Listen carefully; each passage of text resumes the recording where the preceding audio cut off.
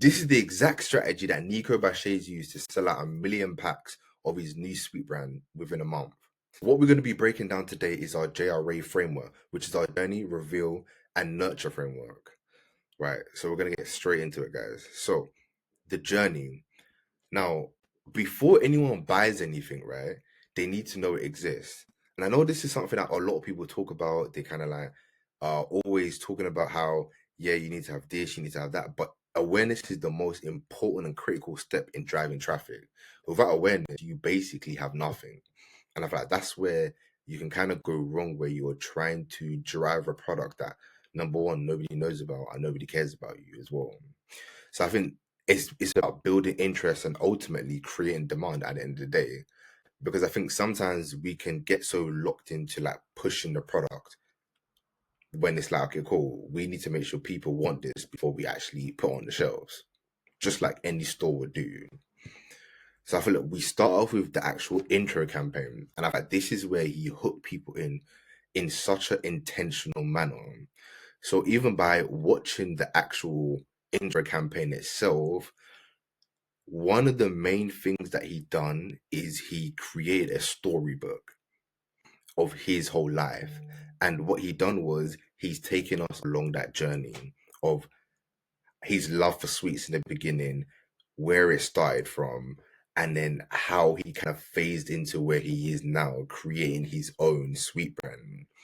And I feel like the perfect part of this intro campaign is that it really starts the journey. One of the most important things here is that you want to communicate a story that makes sense to you, and it has to be authentic to you. It has to be authentic to what you're selling as well, because 9 out of 10 times we're buying this because of how it makes us feel, not necessarily for what it is all the time. Because if it was for what it is, most of the things we wouldn't buy them. So we always have to like make sure that we're encompassing the actual journey, the story behind why this is so great, why there's so much value in this. And that's literally one of the things that he encompasses in this intro campaign. He makes it very personal, but also the referencing is perfect in it. When it comes to marketing, especially when you're doing intro campaigns and journey campaigns, it's so important to like reference certain things, because us as humans, the way that our brains work is that we instantly attach our minds to certain things that we've seen before. So in the beginning, you could see the Haribo bear, which is an instant reference. It's an instant familiarity. It's even the way that the story's narrated. It's narrated like an episode of Horrid Henry, and the jail scenes. Like all of these things are encompassing a story of familiarity, that things that we've seen and things that we can instantly relate to and instantly gravitate towards. And obviously, looking at the numbers, this did 3.2 million views. So, although Niko is a very well known person, this story of how it all started was so imperative in beginning this campaign. So now the steps to actually doing this, right, is more than just having a pretty video. I feel like that's the part we have to like not get stuck into.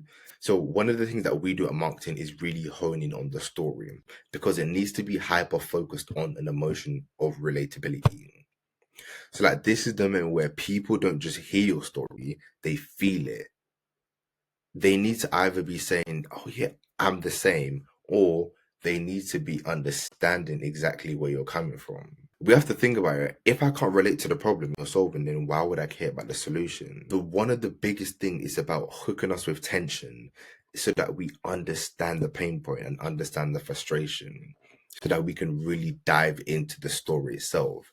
Then once we build the tension, we then lead us into the solution and why it matters. This is where a lot of your why actually starts to come in, because your why needs to be very clear at this point, so that as the journey of the campaign continues, that why becomes so much more magnified throughout the whole of the campaign.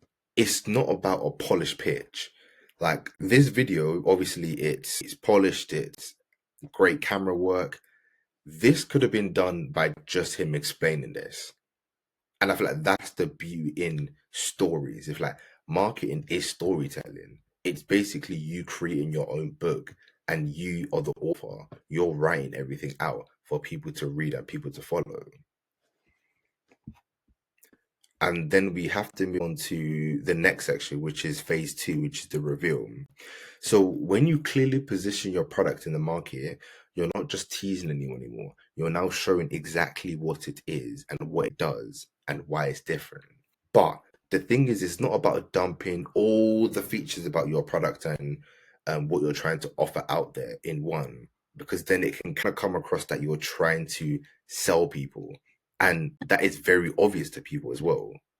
So those are the things that we're actually trying to avoid. So one of the greatest things that Niko done in this reveal bar is he kept it very authentic to the rest of the campaign.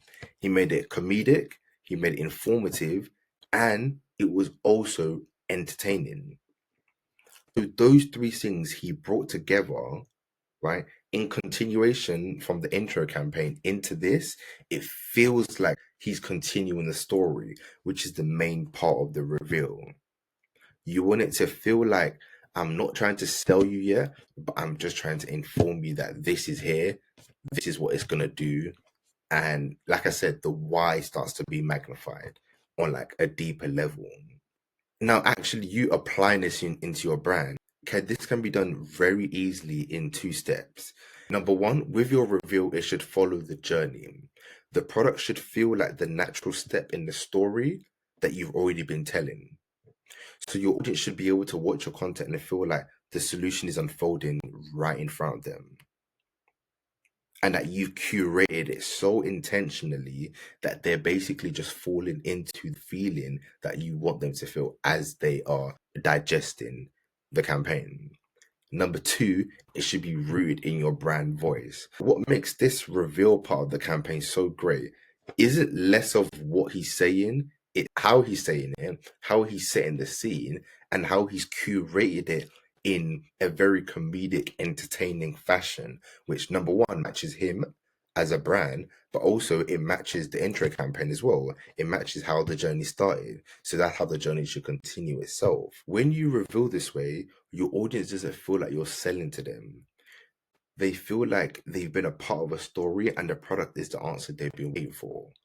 Even if these people could not even be interested in sweets like that, but they're so invested in the journey that's been curated that they've almost like brainwashed themselves into believing that this is something that they need to follow. This is something that they need to be a part of. And that's where you want to keep them. That's where we get into the third phase, which is the nurture. So in this stage, a lot of brands skip it or they get it wrong. This is the most powerful point, is because you've built so much up, but then usually what happens is you now hit a drop. You hit a drop because you're not able to keep that momentum and nurture the audience once you've got them on the hook. The way that Niko done this, which was perfectly, is that he implemented cultural moments in that time and took full advantage of them. And by doing that, he was able to garner so much attention, so much awareness, and keep his product in front of people's eyes. So as you can see, they were doing trends, they were doing cultural things that were already gaining a lot of attention.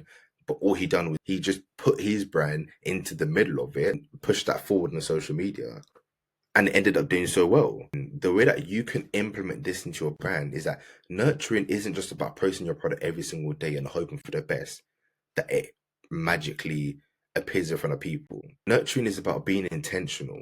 It's like producing a TV series. Every piece of content is another episode of the storyline, and something that thickens the plot. We have to keep people engaged in what we're doing and not make it feel repetitive and also like a sell sign. You never want your content, especially after you reveal the product, to feel like you're holding up a sell sign in every single post saying, buy me now, buy me now, buy me now. That's what we want to avoid. But this can be done in very two easy steps. Keep people interested. That sounds vague, but you want your audience to stay tuned, waiting for what comes next, just like they would with their favorite TV show. But you want to keep people engaged in the journey Whether that you use trends, whether that you use cultural references, but you want to keep people engaged, because what you don't want is the dip to happen too early, where like you gained all this momentum and you instantly have the dip at the nurture point, on the nurture phase. The second one is keeping your brand on top of mind. By consistently showing up in a way that feels valuable and culturally relevant, you reach a point where your audience can't ignore you. They have to consider joining the journey, whether that means buying into your product, the solution, or even the community your brand is building. Nurture done right turns your brand into a story people don't just watch, they want to be a part of. They actually want to invest into it.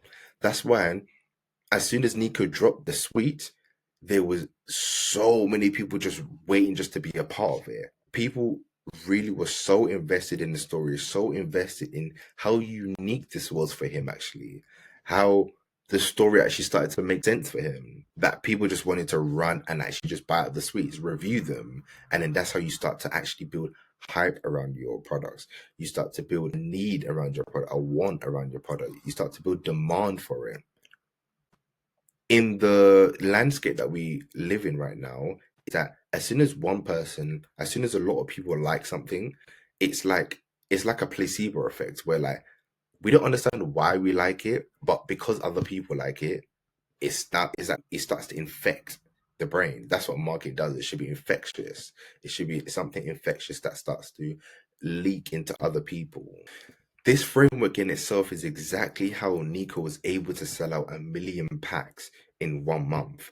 Within that time, he was able to do such a massive milestone.